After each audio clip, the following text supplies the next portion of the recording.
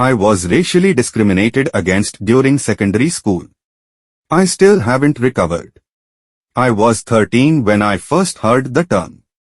A seemingly innocuous combination of words that would forever etch itself into my psyche. Curry muncher.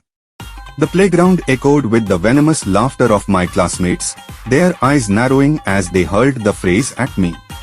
I stood there, frozen, my brown skin suddenly a glaring spotlight on my otherness.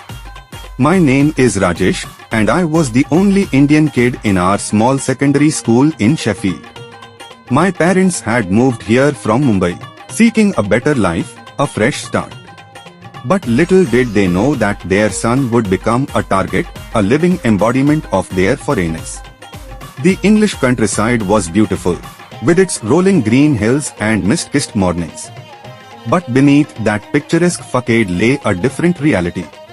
A reality where I was an outsider, a puzzle piece that didn't quite fit.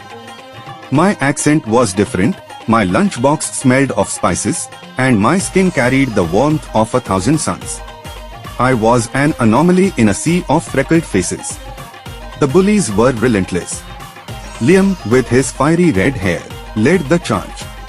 He'd corner me during lunch breaks, his breath reeking of crisps and disdain. "Hey, Rajesh," he'd sneer, "got some curry in that lunchbox of yours?" His cronies would snicker, their eyes gleaming with malice. I'd retreat to the library, seeking solace among the dusty shelves. Books became my refuge, their pages a portal to distant lands, far removed from the taunts and jeers. But even there, the whispers followed me. "Curry muncher," they'd echo, as if the very air conspired against me. My parents tried to shield me. They packed my lunch with extra care, blending spices into my sandwiches, hoping to infuse a taste of home. But the scent clung to me like a scarlet letter. The cafeteria would fall silent when I opened my lunchbox, the aroma of cumin and turmeric announcing my arrival. One day, after a particularly brutal encounter with Liam and his gang, I sought refuge in the old oak tree behind the school. Its gnarled branches cradled me, and I wept. The tears blurred the horizon, merging the green fields with memories of my grandmother's kitchen. She'd stir pots of fragrant curry, her hands weathered but gentle. "Food is love," she'd say, her eyes twinkling. "Share it with the world." But the world didn't want my love. It wanted conformity, sameness. And so, I withdrew. I stopped bringing my lunch, surviving on the crumbs of isolation. The curry stains faded from my shirts, but the ache remained, an ache that burrowed deep into my bones. Years passed, and I left Sheffield for university. I shed my accent, learned to blend in. Yet, when I closed my eyes, I could still hear the jeers, taste the bitterness of prejudice.